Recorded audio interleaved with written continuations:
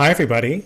My name is Nicholas Phan, and I am the Artistic Director of Collaborative Arts Institute of Chicago. And welcome to our fourth installment of Heard Over the Piano, a online conversation series that we're hosting this season in an effort to give more connection between artists and audiences.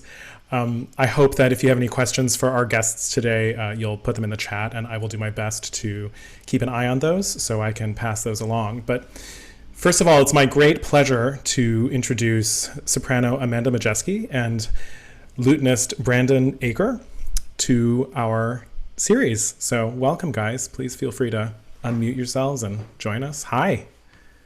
Hello. So nice to be with all of you. Thanks for having me, Nick. Thanks for joining us. The reason you guys are our guests today is because our first concert of the Collaborative Works Festival airs tomorrow night through Sunday.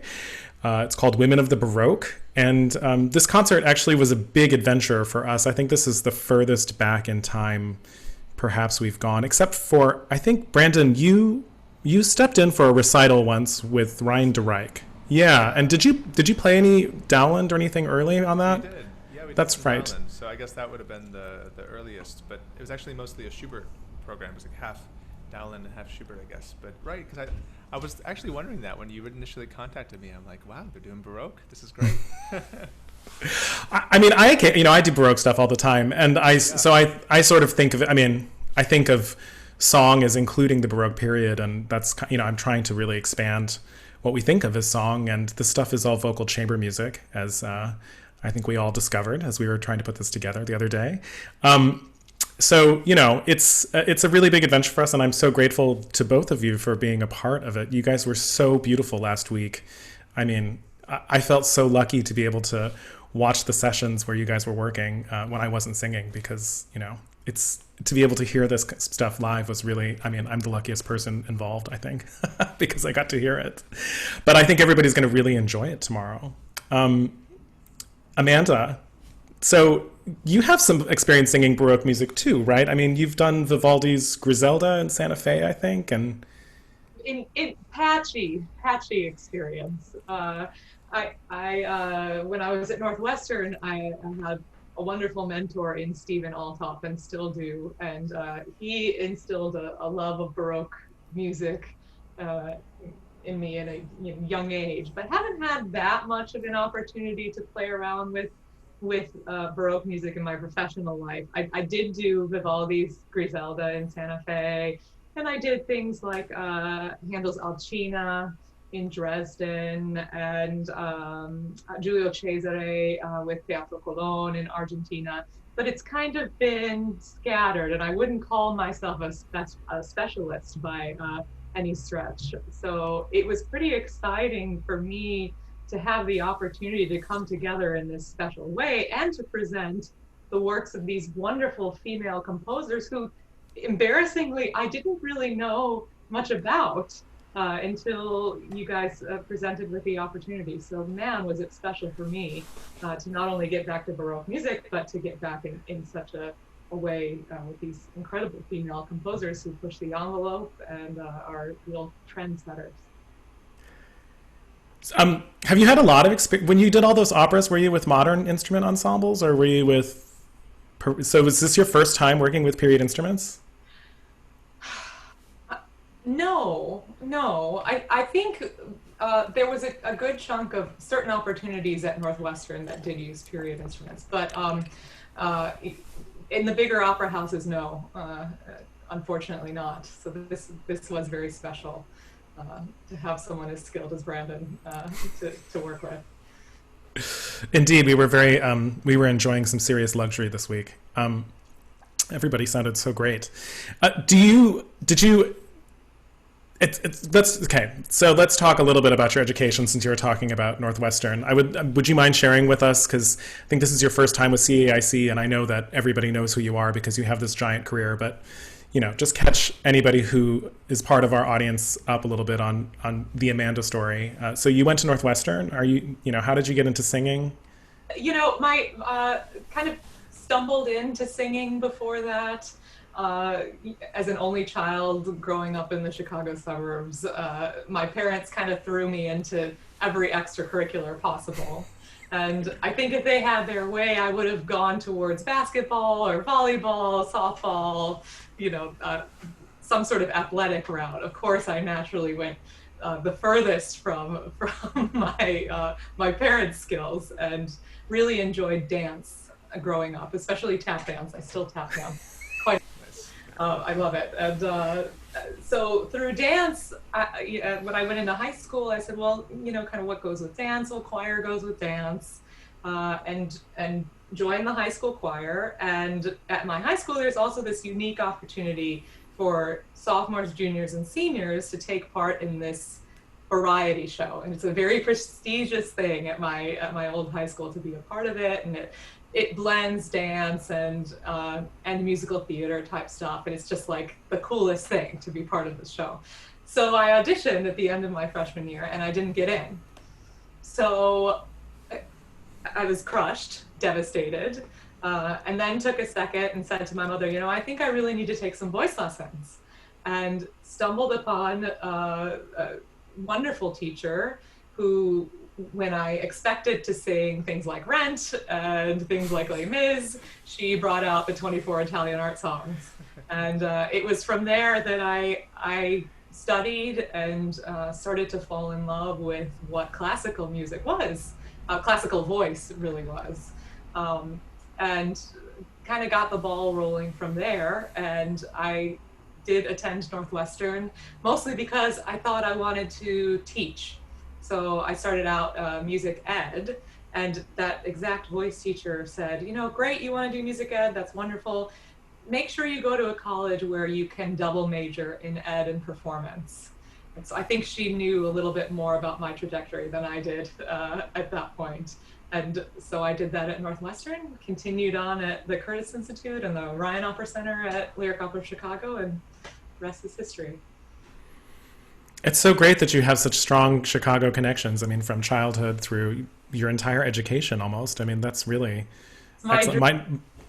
It's the best. So Chicago is the best of the best. I have these memories of childhood friends saying, oh, just wait until we live in our big apartment in the big city. And it's pretty cool that gotten the chance to do that and work in such a beautiful place that values art on such a high level. Chicago is really special in that regard.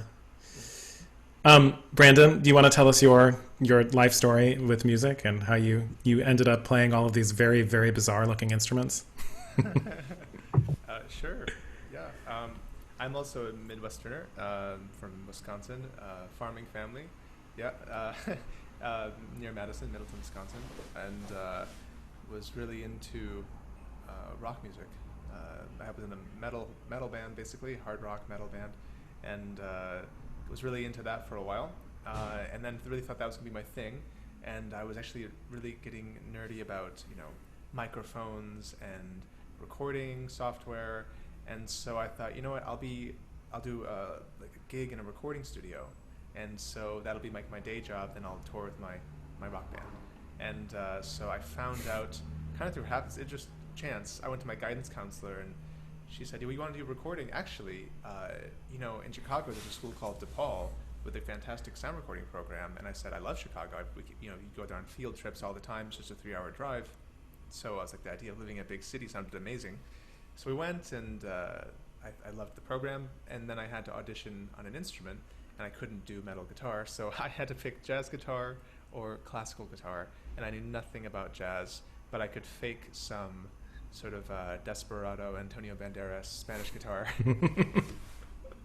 And so I showed up at my audition I used to have really long hair, and I learned my guitar repertoire on some guitar tabs I found online. I couldn't read music, and I think I equally impressed and offended the teacher, and then somehow I ended up double majoring in classical guitar, ditching the sound recording thing, sticking into classical guitar, going to Northwestern, like Amanda, for my master's, where I also met Stephen Altop and did an independent study with him in continuo and early music, and he let me be in the Baroque operas, even though I didn't really know how to play continuo, really. I was just kind of figuring it out.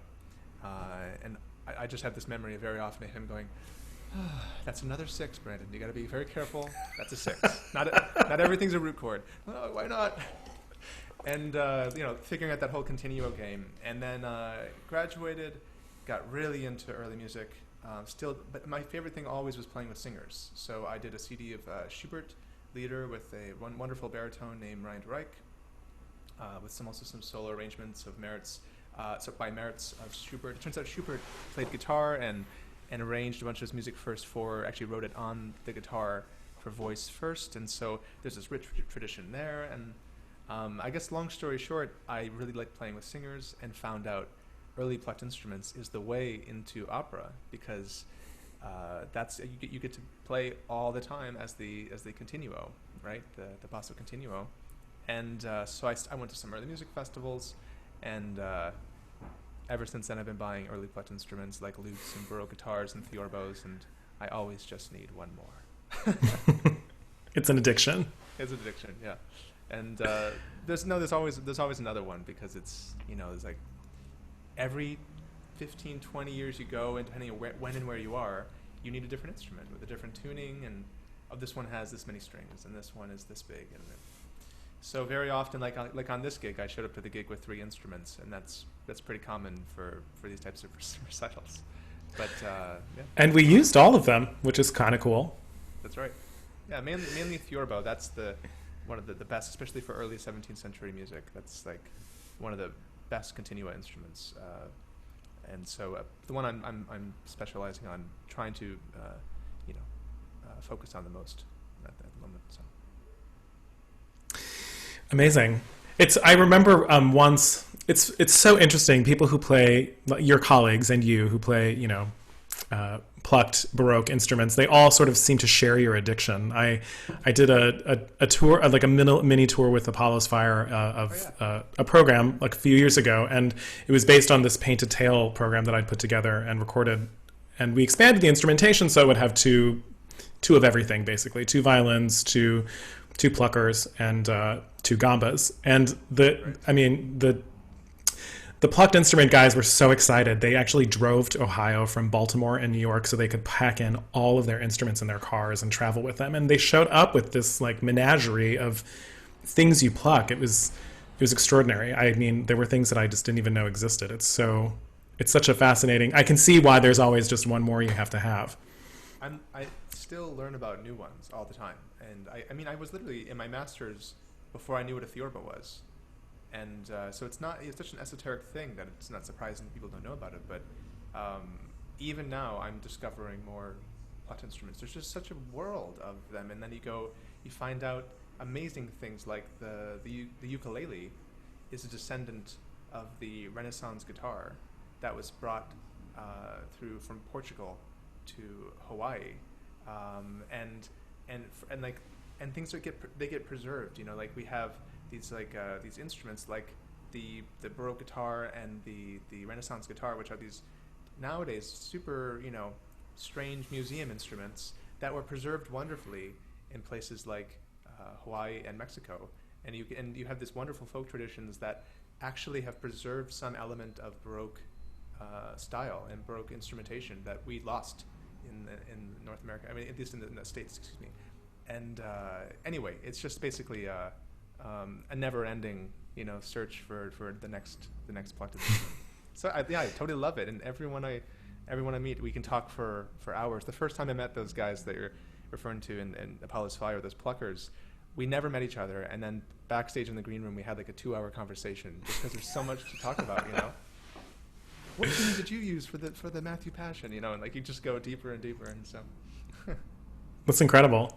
So Amanda, so having done a lot of this, you said you did some work with Baroque instruments or period instruments in college, and then you've done these occasional, it sounds like significant Baroque projects, in opera houses with modern instruments. Coming back to it now with period instruments, does there feel like a difference to you at all? Well, coming back in this format, yes, for sure, because instantly when you hear Brandon's playing and the playing of this wonderful group, it calls for intimacy, it calls for immediacy and real collaboration. Sometimes when you're, you have these big stages with these massive auditoriums, the subtlety kind of gets lost in the effort to be big, be big on stage and to get sound out to the audience in a kind of a swatch way. So it was really cool to have the opportunity, not only with the period instruments, but in our kind of intimate space, to be able to really push the envelope in terms of dynamic, in terms of subtlety, in terms of, for me, playing around with vocal color and taking vibrato away at times, or bringing it back for dramatic effect. And you don't get to explore that subtlety quite in the same way in other pieces, and with other instruments. So for me, that was a particular joy, being able to really play and be encouraged to play as a group and welcomed to do so. Pretty cool. It was amazing to observe you guys find those colors and find those, nuances, which, I mean, like you say, there's not always time, and there's not always, sometimes the space is too big to find that kind of nuance. But in this format with this music, it really it affords you that opportunity. And in terms of color, I always find being at Baroque pitch, or, we were at lowered pitch for that always, I mean, I know this makes me sound like a lazy tenor, but I think there's so much more room for more color and more intimacy, and I'm so glad you said it and not me, but that's so it's so true. These pieces come to life at Baroque pitch, and there is, I find, for me and for where my voice sits, much more room for flexibility when sung at that Baroque pitch. I welcome it. I think it's awesome. Yeah, no, I mean, that's really how I feel. I've really come to feel especially that way over the years. One of my first times working with a period ensemble, I remember thinking and I was kind of just coming off of my young artist program at the Houston Grand Opera. I was constantly trying to find this, big sound. And then I realized, you don't have to do that, because A, we're at a lower pitch, and B, these instruments just create a warmer, more cozy sonic space. You made this really fascinating comment to me during rehearsals, actually, where you said that this music is so good for the voice. And I wonder if you would be willing to speak to everybody about that, and what kind of made you think that? Oh, it's just it's so healthy. It requires so much of your vocal technique, of course, to do that sort of subtlety that I was speaking about. It doesn't require a lot of heft. It doesn't require a lot of force. So it really calls for, to get kind of vocally technical. For me, it calls for being really grounded in my support, really dependent on my cushion of air, for lack of a better term. And that's how you find all of that subtlety, is through that depth and breadth of release of your air. So consequently, it's satisfying to work that way sometimes, especially when you have pieces like that, and then you're working on pieces like Katya Kavanova, Janacek, which is a completely different world that requires a, force sometimes, and actually often. So to be able to kind of rein things in, it's kind of it feels like honey for the voice, or it's like eating your vegetables too, but the really good ones that are really have all the vitamins and stuff. It's just, it keeps you in line, it keeps you in check. I bet you find that too yourself. I do. I mean, this stuff is, it's funny how you said earlier when you were talking about how you went to your voice lessons and your voice teacher gave you, I always call them the 24 Italian whoopies, but, it's that those songs are actually from this period, and it's, and it's interesting. You sang a bunch of Francesca Caccini on this program, and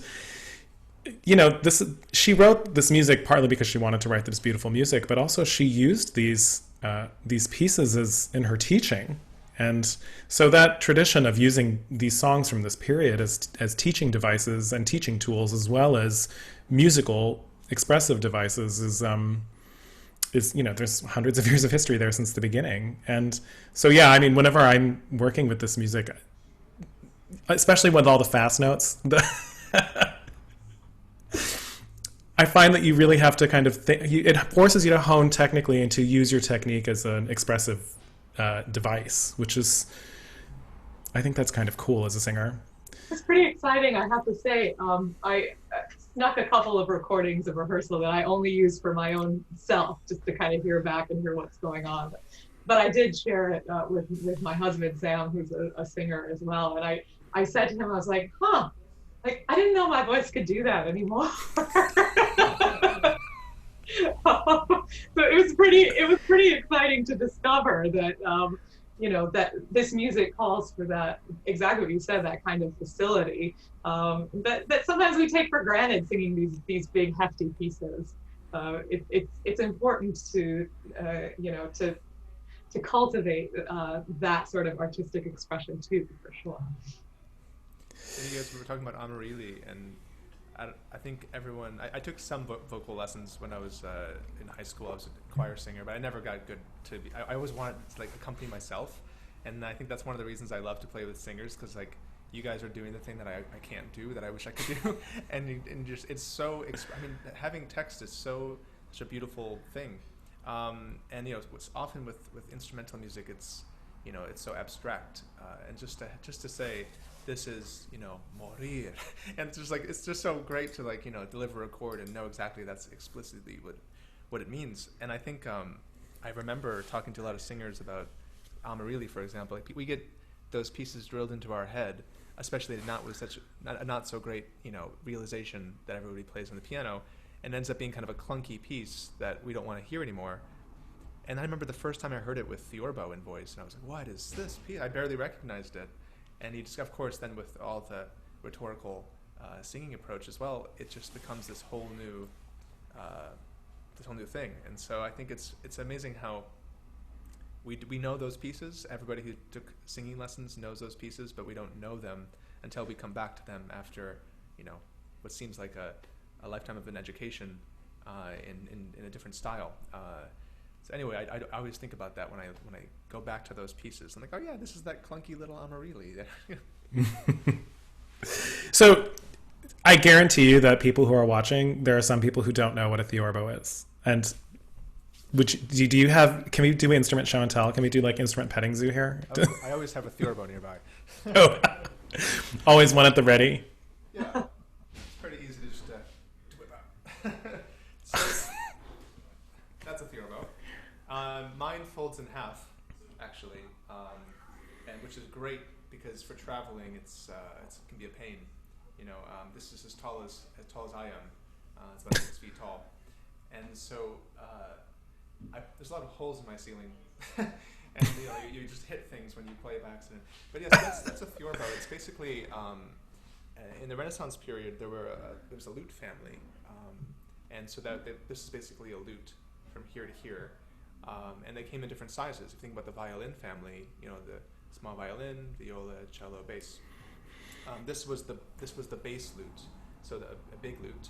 And then what they did around 1600, actually 1580, when the style of music was changing, and the next trend sort of leaning towards seconda practica, putting an emphasis on text as opposed to just the music itself, rules of counterpoint and things.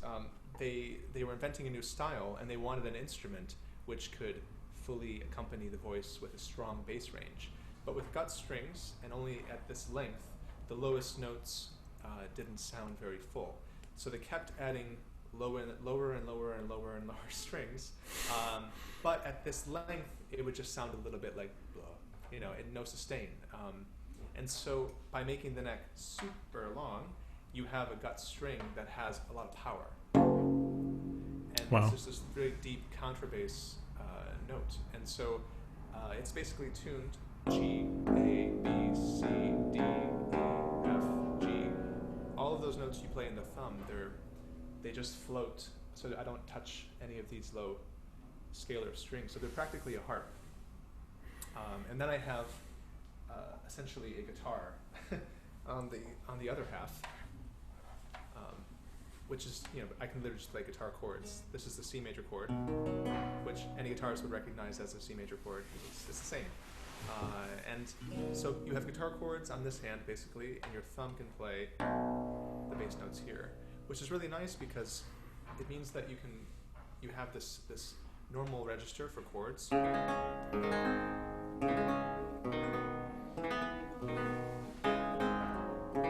But if you so choose, right?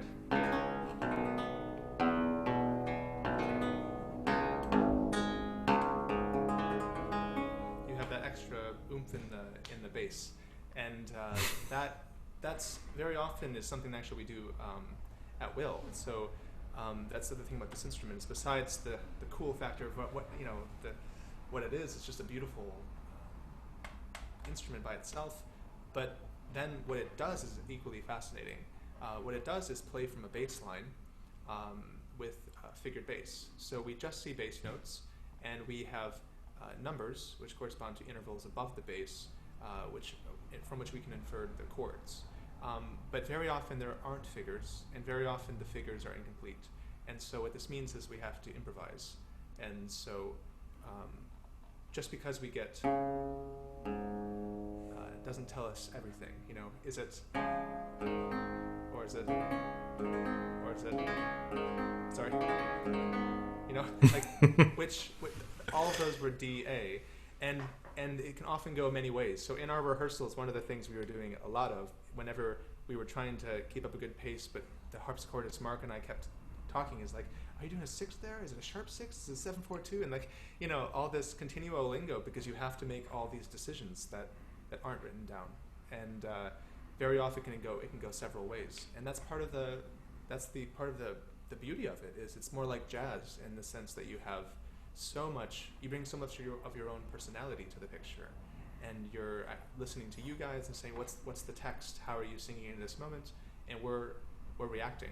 We're not just playing our part at the same time. We're playing off you, you're playing off us, and it's just this wonderful thing that makes this music so beautiful.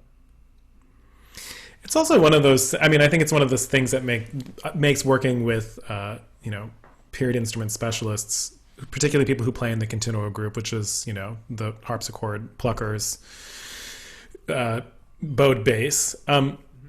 You guys pay attention to text way more than most musicians do, because you have to in order to make some of those decisions that you're talking about, and some of those improvisatory decisions, which I think is, we get spoiled and we get used to that working with pianists all the time, but it's so refreshing to see other instrumentalists think in that way. Well, it's one of the things I remember learning about, that I had to learn not only a new instrument from 400 years ago and improvise, but also learn the Italian. I was like, what? There's a lot that goes into playing this music, and it's a steep learning curve, but yeah, the rewards are so wonderful. And so I'm trying to learn Italian, trying to learn French. But the thing is, when you guys do performance degrees, you guys get diction class, and learning languages is a part of your degree. It's just not for instrumental performers. So we have to play catch up. But that's the wonderful thing that I'm sure you guys discover constantly too. Is just like the profundity of the text in these styles. It's so rich. And when you really study the text and see what the interesting things and the interesting little clever witty things they're doing, it's just the deeper you go, the more there is. So I think it's just that's how you're playing good music. Is we spend so much time developing these skills, but there's just the more time you put into it, the more you find, and so yeah, that's why we get addicted to this stuff. There's just so much here. So yeah, it's an amazing history, and I sort of getting the program note ready for this program, as we were rehearsing, and getting ready for this project. It's funny. It's a portion of music history that we've, at least at the University of Michigan, glossed over really quickly. And of course, it's important because it's the foundations of opera. And so we cover, opera started, and we talk about these things. But it's So really, because opera was, they had such grand visions for it, and and it was this constantly developing thing. This period of music is actually full of crazy innovation, and I think that must be. I mean, it's definitely part of why there were so many women suddenly breaking down these glass ceilings and having doors open to them to music education that they were previously denied, because suddenly people realized, oh, women can sing, and we want more of that. And if we want more of that, we have to train them. And some of these women were, many of these women were so brilliant, and not just learning how to sing, but also starting to write music, discovering poetry. I mean, we think a lot of this poetry is theirs, you know, and it's I don't know, it's impressive. It's you wonder why it was forgotten in a way. My program also, I felt that my undergrad didn't highlight it enough. I mean, I really don't think I learned what they didn't. It was very whenever you're talking about Baroque music, it was always very keyboard centric. And I think for a lot of the history of early music, since the 70s, every opera, they figured out pretty early on that you need harpsichords if we're going to do this music. But having a theorbo was equally as likely at the time, and actually many of them. And so, like when Orfeo was being premiered by Monteverdi, people apparently in the reviews were complaining that they couldn't see the singers through the forest of theorbo necks sticking out over it's like he calls for 4 theorbos, and like if you imagine the continuo section at the time, not just theorbo but arch lute and baroque guitar and triple harp, and just this collection of colors, and you know, it's such a magical thing to be able to choose which color when, and that's another thing we were always talking about in our rehearsals. You know, it's like should I play now? Should we have a harpsichord here? Should we have just theorbo? And that's a wonderful part of the music as well, is the instrumentation is kind of up to us in the rehearsal, which makes it such a communicative effort. I think every rehearsal got to give it their 2 cents on how this music went. You know, it's a very democratic approach to music making, which I like. I think that's great. We have a question here from the Peanut Gallery. Actually, speaking of rehearsals, and the question is, what was it like working together during this pandemic? I know my experience, but I would love to hear yours. I'll jump in at first. I'll start by saying it was successful, and you guys did a really good job of making sure that we all felt safe, that we were rehearsing. You know, it's tricky to do such intimate music and also have space requirements. Like, you can't be kind of all on top of each other. You have to have distance. So that makes things a little bit more complicated. But you guys did such a good job of making sure that we were well taken care of. Oh no. Yes, are you still there? Am I still there? Hello? We hear you. Yeah, we can hear you. Sorry, I had a little thing pop up on my screen. Sorry. No worries. That's okay. This is the magic of this moment. Yeah. So I appreciated that you guys put that at the forefront. And I must say, it is very strange singing with mask and singing with face shield. I did all my rehearsals that way. Of course, all of the players also wore masks, but their instrument isn't here, so it's wild, and I have to say it's tricky to navigate. Did you do your rehearsals in a mask also? I did. You were rehearsing in like an N95, which I really admired. I couldn't do that. I had to, because I couldn't breathe, so I had to use a surgical mask for the rehearsals. And that's the thing, right? Like you feel a little bit like you're gasping for breath, like you're kind of, like you just ran up the stairs and you're trying to sing a phrase. It's really bizarre.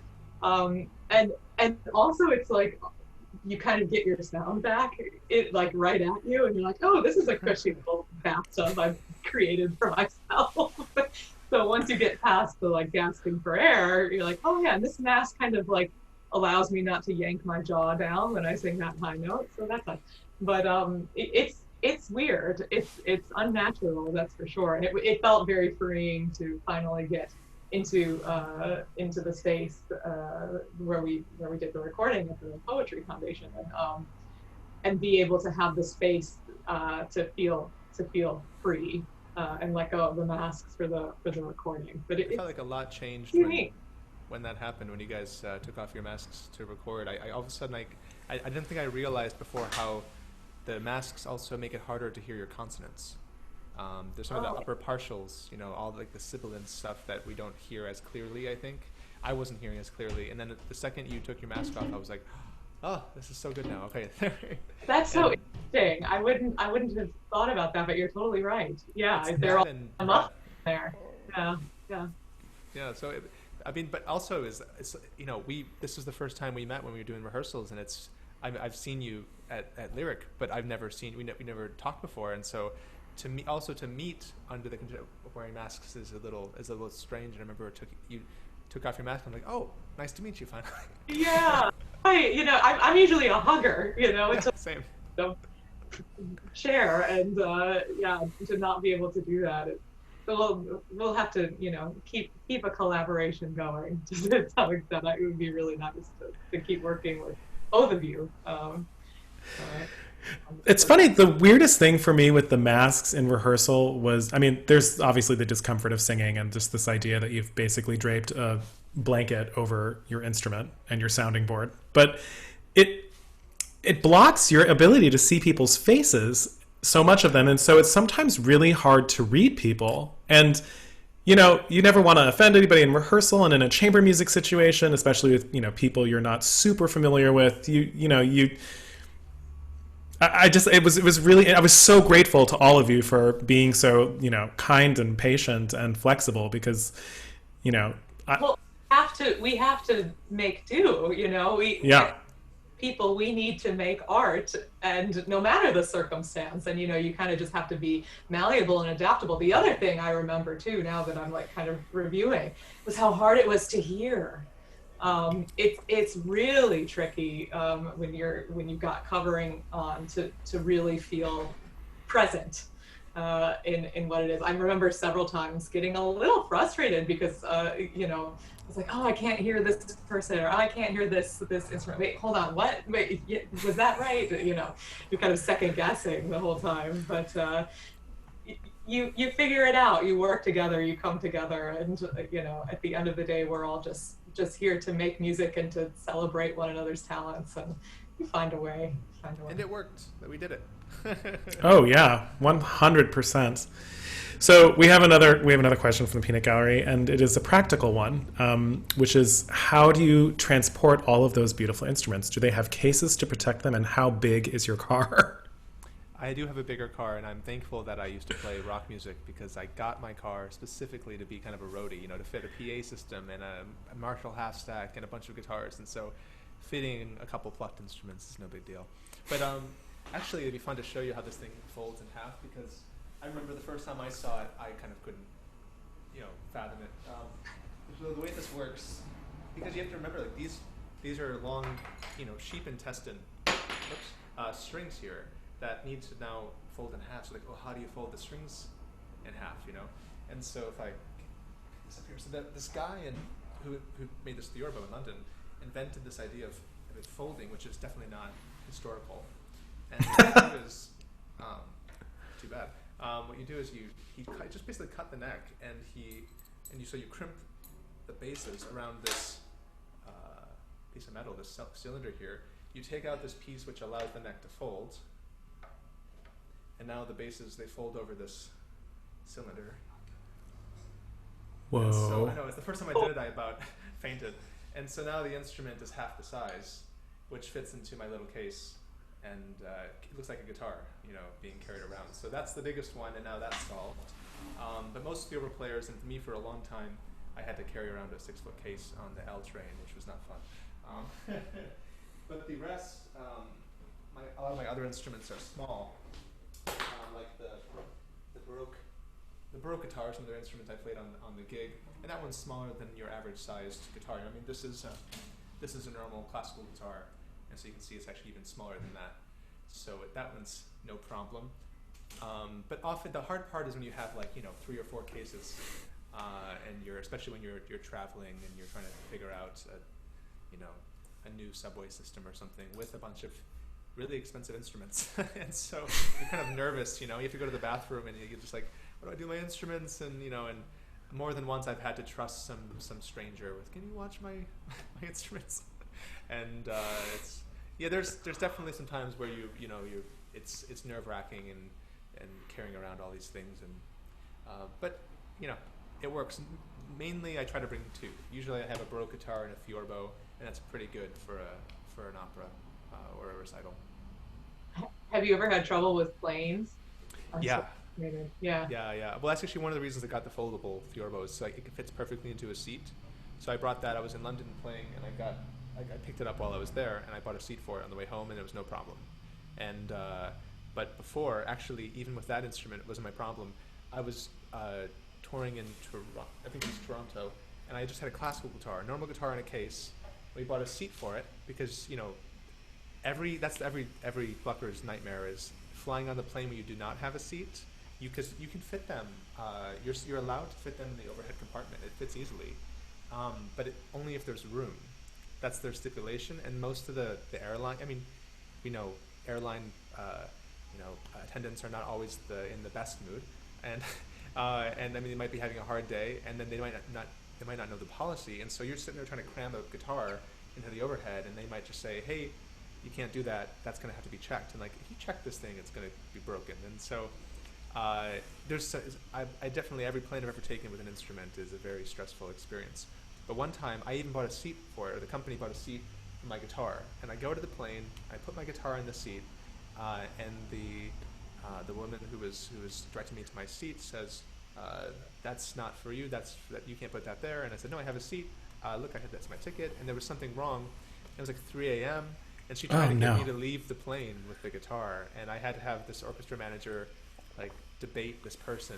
It's like transferring a flight at 3 a.m. and everyone's just like, just let us go. And finally, she let it go on the plane. So it was nearly an incident, but thankfully that was the worst. It was just a stressful experience. But it's every plucker when they have to get on a plane, especially when you're just relying on like putting it in the carry-on. Oh, like don't talk to me about it before the flight. Yeah, it can be stressful. Musician woes from normal times. I fold my instrument in a ginormous scarf, and I talk. So we have another question from the Peanut Gallery, which I'm loving. Thank you for all your questions, everybody. What early music ensembles do you turn to for listening inspiration? And then attached to that is, do you have any other female composers of the Baroque era or earlier that you admire? So do you guys want to answer the ensemble ones first, or answer either of them? That's to Brandon. That's not to me. Okay. Well, the ones I listen to, my go-to listening, probably one of my favorite groups is the one that actually my teacher plays in Hesperion. Hesperion 22 is the name of the group. It's Jordi Saval's group, and my teacher Xavi plays in the group. And I think the level of music making in this group is just, I've never seen music being made this well, and just it's like they're just playing with sound, but in such a historically informed way, in such a virtuosic way, expressive way. It's just magical. Also, the Boston Early Music Festival does an opera every other year. Was supposed to be this coming one, but and that the level of music making going on when they put an opera together at Banff is something else. They have a all-star continuo band because the directors are lute players. Steve Stubbs and Paul Odette are the directors, so you really get a lot of lute and Fiorbo in the operas. And so I would say, the Banff CDs of Baroque operas are really stellar, and Hesperion is really something else. Yeah. Those are great. Oh, go ahead, Nick. Sorry. I was just going to say those are great groups. Go ahead. Yeah, I'm going to join by saying something that might be a little bit scandalous and might be a little bit annoying, but I really love to hear operatic singers singing Baroque music. Even Leontine Price has some incredible handle out there. And I like hearing this song. I mean, I might get a lot of blowback, but I like hearing this song with some richness, with some depth.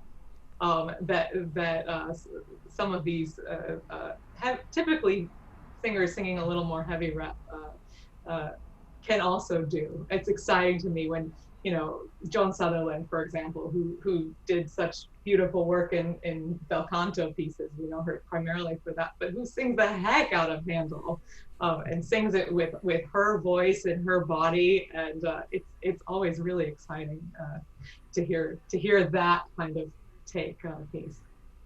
I agree completely. Go ahead. No, go ahead. I was going to say that my exposure to a lot of Baroque music was also by singers who aren't necessarily Baroque singers. My favorite recording to this day, I also I'm totally shameless about this one. Dmitri Vorostovsky singing Ombre My Fou actually is one of the most beautiful things I've ever heard. And it's maybe not the way they would have been sung at the time, I don't know.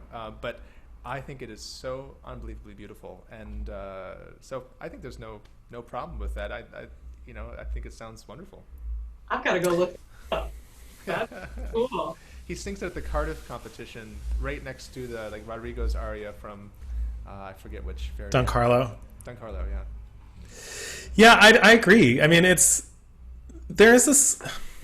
I feel like this is sort of a symptom of when historically informed practice sort of became big in the 70s and 80s, and there was this idea that you had to have a certain kind of voice to sing early music, and I just sort of. That doesn't really make sense to me. I mean, the idea that human voices have changed that much, that seems really quite strange. A woman's voice does what a woman's voice does. And if women were singing this music, I mean, it... A little limited, too. I think there are a lot of ways to express and interpret these pieces. And we should be open to all kinds of different voices, singing this stuff and bringing their own unique instruments to it. That's what makes it fun and what moves it forward, and allows for even more depth of expression. Well, honestly, that is why I was so happy that you agreed to join us for this program, because what I love is hearing a voice like yours that sings Mozart and Janacek and all of these, really rich, fully lyric composers and fully lyric repertoire in this repertoire too. I mean, you obviously have a sensibility for it and you sound gorgeous in it. And so it's nice to have that take on it. And I think it's important. And, these women were writing operas too. I mean, Francesca Caccini for sure wrote an opera, and so did Antonia Bembo, which you also sang some Antonia Bembo. They had, maybe not French grand opera in their mind, but they certainly had operatic singing in their mind, and they were looking for a full range of expression. I mean, if they're asking for 4 or 5 theorbos in an orchestra pit, they're clearly hoping to have that kind of variety of color in a voice too, because the text is what's going to demand it. And so, we need like rich, multicolored voices kind of coming at this music. And so you did it so beautifully this last week, and I'm so excited for everybody to hear it tomorrow. Well, let me tell you, I was floored by Brandon's solo in the Bembo. I was not expecting it when we did the recording, and I could barely come in with my note because I was just kind of so captivated by what it was that you were doing, and I hadn't heard it before. We didn't really rehearse that part, and so I was just like jaw to the floor, like, what's going on? I'm like, oh yeah, I have to come in. That was one of my favorite moments on the whole program. It was so intimate. Yeah, just wait. It turned out pretty expressively, I think. Yeah. That was actually a really special moment in the session too, because to give everybody background, there is this piece by Antonia Bembo, which is a French song that she composed. It's actually the last song in this collection of songs that she dedicated to the Sun King, Louis XIV. And she collected them and wrote and gave them to him. And, these songs were meant to be performed in a salon, whether it's, a royal court salon or, a nice living room. And there's obviously a lot of flexibility with it. And Brandon offered to play this intro to it because there's not actually a composed intro. And so we took some liberty at like they would have done in the period. And, you know, of course, because we didn't rehearse that, right? And was that your first time hearing it in the recording session? Yes. Yeah, it would. And I was just blown away. And I kept thinking when I came in, I was like, do not mess this up because this is a 1 in a million shot. Don't make me play it again. Sure. But what was so special about that moment was that it was a truly real moment. Just when you guys see when you see the concert tomorrow, just know that when we get to that song is one take. I mean, everything was one take, but we only did one take of that song because it was so beautiful and it was such a special moment. And it was really the first time most of us in the room were hearing that introduction and watching the communication between the two of you, like when to come in and then keeping it going. I felt as if this is how this would have been done back then. You know, this idea that people are just gathering to make music for the joy of it. And, you know, it's not something that's hyper rehearsed and, you know, totally planned out. This improvisatory nature of the Baroque aesthetic was alive and sparkling in that moment, and I was just like, wow. I had the hairs on my arm were standing up, and I had goose flesh. It was so beautiful. Well, that's the one thing about being spontaneous with the improvisatory element of continuo. You know, like sometimes you just feel like doing something, and you don't know what's going to happen. And you know, I spent most of my time playing music, learning the notes, and you play the notes on the page, and then you craft interpretation, and then in the performance, I'm essentially trying to recreate my concept of the piece. And when you play continuo, you might just be swayed one way spontaneously in the moment, and you have to figure out how to make it out of it, you know. And maybe Amanda did something differently, and then you respond and you say, well, I haven't done this before though. You decide to go up high for a super high inversion because it's more magical, and then you go, wait, well, actually, what are these chords again? You know, and so like you live more on your toes and like on the edge of your seat, and sometimes you fall flat on your face. But because you're, you know, spontaneously making this all happen, when it works like it did on that one take, like it's just, I think it's just even more rewarding because there's just more. It's more malleable. It's more. There's more room for differences from take to take and performance to performance with this music, and that's why when we the exact collection of people you have in the room will truly change the music, not just the dynamics or something, but the notes on the page themselves as well, and it's just it's cool. It's a special thing. I mean, it's amazing. I think in a way this period of music is strangely, of all classical music that we look at with all of these very, you know, dead composers that we perform over and over again, somehow this repertoire, this portion of the repertoire is almost the most living because it's constantly evolving with the people who are in the room and because of all the freedom of choice that you have. It's when you were talking about figures, it's really funny. When I was learning music theory, we had to learn figures in my freshman year's history class, but we also had to learn jazz pop symbols at the same time. Yeah. And to me, it's kind of like it's the same spirit, right? It's like this: we're going to give you the structure so that you can play with it and bring it to life in a special way that can only happen in a live moment. That's true. So I'm going to take the second half of this question to kind of round us out, if that's okay with you guys. But do you have any further things you want to share with everybody before I bring us home for this magical hour of chat?